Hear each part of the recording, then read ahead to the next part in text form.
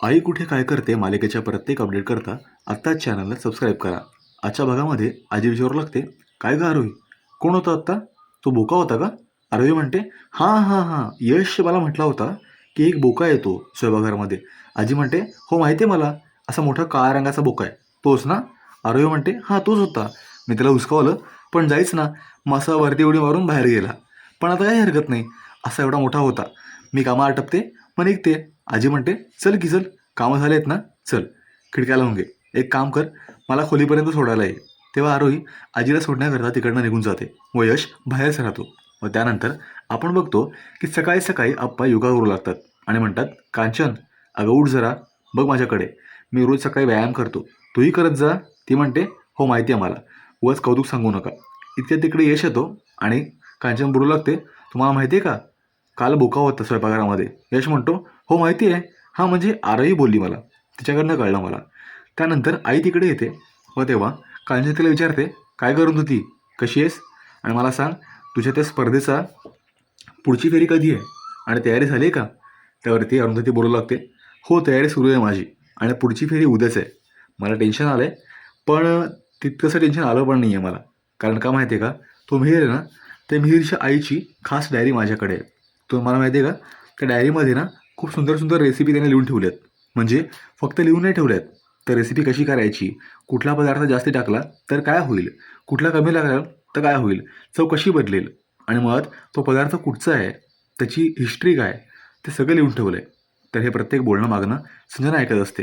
अरू सांगू लागते आणि त्यामध्ये फक्त इंडियन नाही, तर साऊथ इंडियन, पंजाबी, गुजराती बऱ्याच रेसिपीज आहेत. तुम्हाला माहिती आहे का, ती डायरी जर मी तोंडपाठ केली ना, तर कॉम्पिटिशन मी नक्की जिंकेन, हे मला माहिती आहे. त्यामुळे आज मी ती डायरी वाचत बसणार आहे. ती डायरी पाठ केली, त्यातले पदार्थ ट्राय केले की झालं. मग मला वेगळी तयारी करायची गरजच नाही आहे.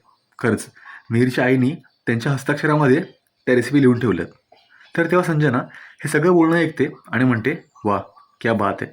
आप्पा म्हणतात, अच्छा मस्त आहे हे. म्हणजे अरुंधती, थोडक्यात काय, तर ती डायरी तू वाचलीस की तू जिंकणार हे नक्की.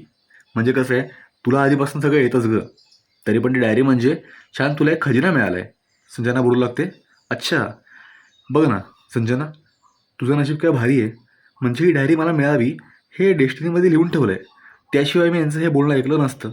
चांगलं आहे, आज कोणीही घरी नसताना मी चावी घेईन आणि हिची डायरी पळवून लावेन, माझ्याकडे घेऊन टाकेन, मग मी जिंकणारच आणि मी पहिल्यांदा मिलिनर होणार आयुष्यामध्ये. एक नंबर.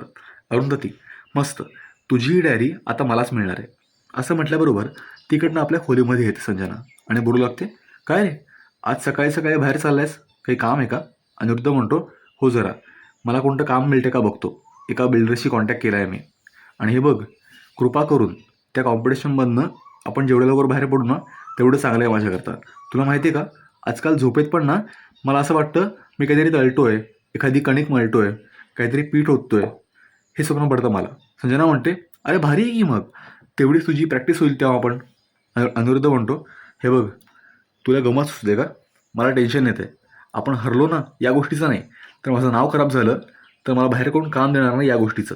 संजना म्हणते, हे बघ अनिरुद्ध, मला एक गोष्ट सांग, त्या अरुची चावी आपल्या घरामध्ये असते ना एक्स्ट्रावाली, ती कुठे असते? अनिरुद्ध म्हणतो, ते काय मला माहिती नाही. एक मिनटं, ए बाई, तुझ्या डोक्यामध्ये काय सुरू आहे? अजून कोणती कुरापत केलीस ना तर याद आहे का? नाही, काय होतं माहिती आहे का, कोणतीही कुरापत तू करतेस पण लोक मला बोलतात, ते मला ऐकावं लागतं आणि ते मला ऐकायची इच्छा नाही आहे, कळलं आहे तुला? इतकं बोलून तिकडून तो निघून जातो व तेव्हा संजना म्हणते, अनिरुद्ध, तू फक्त आता मजा बघ, ती डायरी माझ्या हाताला लागू दे, मग आपणच जिंकणार आहोत, हे फिक्स आहे. तर त्यानंतर आपल्या घरामध्ये अरुंधती मीरच्या आईच्या डायरीमधून रेसिपी लिहून घेऊ लागते. यश म्हणतो, आई काय लिहितेस, कोणता अभ्यास करतेस? ओ ओके, ती डायरी. आई म्हणते, हो अरे, यामध्ये ना पदार्थ फार छान लिहून ठेवलेत, म्हणजे साईडला टिप्स लिहून ठेवल्यात, कसे करायची, किती प्रमाण, बरं, आणि कोणता पदार्थ खाल्ला तर काय होतो, कोणता फायदा होतो, न्यूट्रिशनल व्हॅल्यू, प्रत्येक गोष्ट अगदी बारकाईने लिहून ठेवली आहे. आणि अरे कसं आहे ना, ही डायरी मीरची शेवटची आठवण आहे त्याच्या आईची. तिने मला ही घेऊन टाकायला दिली आहे, पण मला असं बरोबर वाटत नाही ही डायरी आपणच ठेवून घ्यायला. मी या सगळ्या उतरवणार आहे हाताने आणि मग त्याला डायरी परत करणार आहे. यश म्हणतो, अगं आई, मग आपण एक स्मार्ट वर्क करूया ना, या डायरीची मी झेरॉक्स काढतो, फोटोकॉपी, आणि तुला आणून देतो, मग तू एक काम करी, डायरी देऊन टाक मिहीरला परत. आई म्हणते, अरे हो की, माझ्या लक्षातच आलं नाही. ठीक आहे, ही डायरी घे आणि याची फोटोकॉपी मला आणून दे. यश म्हणतो, हो आणतो मी.